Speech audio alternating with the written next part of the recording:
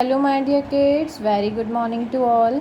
जैसा कि हमने पाठ दूसरा वर्ण विचार आधा कर लिया था, जिसमें मैंने आपको वर्क भी दिया था कि आपको अपने गृह कार्य में स्वर और व्यंजन लिखने हैं। तो मैं आशा करती हूँ कि आप सबने अपना काम कर लिया होगा। अब मैं आगे आपको पढ़ाऊँगी। तो हमने स्वर व्यंजन कर लिए थे। हमने देखा था कि व्यंजनों को स्वरों की सहायता चाहिए होती है, जैसे कि व्यंजन अपने आप में आधा होता है और हम जब उसमें स्वर मिलाते हैं तो वह पूरा बन जाता है। ठीक है, क्योंकि जब भी हम अपनी व्यंजन बोलते हैं तो उनमें ध्वनि मिली हुई होती है। ओके, जैसे क तो क अ क, तो ये क हो गया। ख अ ख, ख ग अ ग। ओके, तो ये सब इसके उदाहरण हैं। ऊपर दिए गए वर्णों के अतिरिक्त हिंदी भाषा में कुछ वर्ण और भी हैं। अब जैसा कि मैंने आपको बताया था कि जैसे क्ष, त्र, ज्ञ, ये सब क्या है, संयुक्त व्यंजन है। तो ये अलग अतिरिक्त वर्ण कुछ और हैं जिन्हें हम पढ़ते हैं। ओके, संयुक्त व्यंजन। तो संयुक्त व्यंजन क्या होते हैं? हम हिंदी वर्णमाला के साथ श, त्र, ज्ञ, क्ष। अब आप कहेंगे जब हम छोटे थे तब तो हम सारे वर्ण वो व्यंजन लिखते थे, जिसके अंदर हम क्ष, त्र, ज्ञ, श्र भी लिखते थे। लेकिन हमने अभी सिर्फ 33 ही क्यों लिखे? क्यों? क्योंकि ये अतिरिक्त व्यंजन है, जिसका नाम हमने दे दिया है संयुक्त व्यंजन। संयुक्त यानी होता है कि हम किसी को मिलाकर लिख रहे हैं। ठीक है, जैसे श जो होता है, ठीक है, श जो होता है वो क और श से मिलकर बनता है क्ष।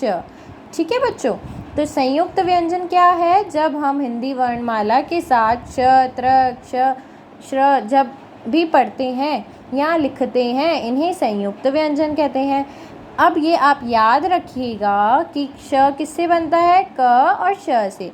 क्ष, क्ष, तो इसमें क का भी साउंड आ रहा है, श का भी साउंड आ रहा है, त्र, त और र का भी साउंड आ रहा है, ज्ञ, ग, ज और ञ का साउंड आ रहा है, श्र, श और र का साउंड आ रहा है। ठीक है, तो इनमें जो ये ध्वनियाँ निकल रही है, ये क्या है? संयुक्त है। इससे दो वर्णों से मिले ये व्यंजन है। ठीक है, तो आपके 4 जो अतिरिक्त व्यंजन है, इन्हें हम संयुक्त व्यंजन कहते हैं। इसके ये कुछ उदाहरण भी है, जैसे पक्षी, तो क नहीं आ रहा है इसमें क्योंकि शी है, पक्षी। तो जो शी है वो क और श से बन के लिखते हैं, पक्षी। क्षमा, पत्र, मित्र, त्र आ रहा है तो त और र से त्र बनता है। ज्ञान, ज्ञ और य से बनता है ज्ञान। श्रम, परिश्रम, श्रमिक, परिश्रम। ठीक है, तो ये सब क्या है? संयुक्त व्यंजन। अब ड और ढ क्या है? संयुक्त व्यंजन तो हमने पढ़ लिए। और कौन से व्यंजन है? ये है ड और ण। अब इन्हें हम कब लिखते हैं? जब हम इन्हें किसी शब्द के बीच में लिखते हैं, मतलब इनसे शब्द चालू नहीं होता है, इनसे शब्द या तो ख़त्म होगा या यह बीच में आएंगे। ड़ और ड नए वर्ण है। ड और ड़ जैसे नए वर्ण हैं जिन्हें वर्णमाला में जोड़ा गया है। ये ड और ढ से बने हैं। अब बने हुए तो इनसे हैं, जो कि हमने अपने व्यंजनों में पढ़ लिया, लेकिन जब इनमें नुक्ता लग जाता है तो ये अलग बन जाते हैं, लेकिन इनका उच्चारण ढ और ड से अलग होता है। ठीक है, जैसे पढ़ ड़ है और वैसे अपन इसको क्या बोलते हैं? ढ से ढक्कन ड होता है। ठीक है, तो ये साउंड भी जो है वो इनका अलग होता है। ड से डमरू, और यहाँ पे अपन पढ़ते हैं पेड़, पेड़ और ड डिफरेंस है। ठीक है, तो जो इनका उच्चारण है, इनका प्रोनंसिएशन है, वो भी क्या होता है? अलग होता है। जैसे ये वाला जो ड़ है, इसे हम पेड़, सड़क, सड़क, इन्हें इसमें यूज़ करेंगे। ड़ का जो है पढ़, चढ़। ठीक है, अब 2 चीज़ें और हैं, अंग और अह। ठीक है, जिसे हम अंग को तो चंद्र बिंदु कहा जाता है, अंग को बिंदु कहा जाता है तथा अह को विसर्ग कहा जाता है। ठीक है, तो ये क्या है? अपने अलग वर्ण है।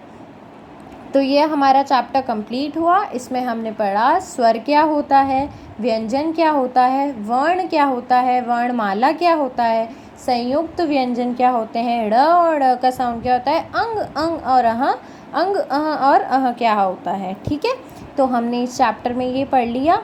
इससे आपका चैप्टर जो है वो आज ही फिनिश होता है। ठीक है बच्चों। अब वर्ण भाषा की, या ये दोहराया है मतलब हम इसका रिवीजन करेंगे। वर्ण भाषा की सबसे छोटी इकाई है। निश्चित क्रम में लिखे वर्णों के समूह को वर्णमाला कहते हैं। वर्ण 2 प्रकार के होते हैं, स्वर और व्यंजन। हिंदी वर्णमाला में 11 स्वर और 33 व्यंजन होते हैं। ये सब हमने चैप्टर में पढ़ लिया था, लेकिन हम इसे सिर्फ दोहरा रहे हैं। ओके, तो जो इसकी जो एक्टिविटीज़ है वो मैं आपको फिल करके आपको फ़ोटो सेंड करूँगी और वो आपको अपनी कॉपी में करना है। ओके बच्चों, तो आपको आपकी कॉपी में सही विकल्प पर चिन्ह लगाइए, यह करना है। रिक्त स्थानों की पूर्ति कीजिए, यह करना है। ये आपको सिर्फ बुक के अंदर फिल करना है। ओके, संयुक्त व्यंजन से शुरू होने वाले 2-2 शब्द लिखने हैं, यह आपको अपनी कॉपी में करना है। ठीक है बच्चों। तो वर्णमाला किसे कहते हैं? वर्णमाला किसे कहते हैं? वर्णों के समूह को, क्योंकि वर्णों में स्वर भी आ जाता है, व्यंजन भी आ जाता है, तो वर्णों के समूह को हम वर्णमाला कहते हैं। हिंदी वर्णमाला में व्यंजन होते हैं 11, 33 या 30, 33। ओके, हिंदी वर्णमाला में कितने स्वर होते हैं? 11 स्वर होते हैं। श, त्र, क्य, श्र क्या है? संयुक्त व्यंजन, हमने अभी पढ़ा। रिक्त स्थानों की पूर्ति कीजिए। भाषा की सबसे इकाई वर्ण कहलाती है। वर्ण किसे कहते हैं? भाषा की सबसे छोटी इकाई को। ओके, छोटी इकाई को वर्ण कहते हैं। हिंदी वर्णमाला में स्वर और व्यंजन होते हैं। कितने स्वर होते हैं? अभी आप यहाँ पे 11 ऐसे भी लिख सकते हो और ब्रैकेट में 11 और 33 व्यंजन होते हैं। ओके, निश्चित क्रम में लिखे वर्णों के समूह को वर्णमाला कहते हैं। अब आपको ये व्यंजन करने हैं, ये आपका होमवर्क है, ये आपको अपने आप करना है। ठीक है बच्चों, क्योंकि इसमें सिर्फ व्यंजन है, ये आप अपने आप कर लेंगे। फिर जो हमारा संयुक्त व्यंजनों से 2 शब्द लिखने हैं वो आपको लिखना है। श, अभी हमने पढ़ा पक्षी, क्षमा। त्र से क्या होता है? पत्र,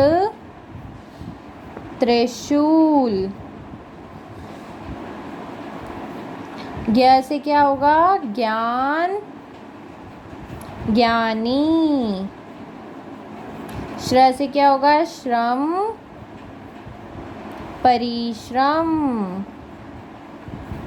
ठीक है, चित्र देखकर उचित वर्ण पर चिन्ह लगाइए।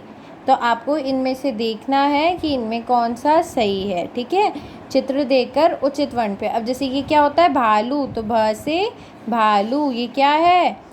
ठ से ठठेरा।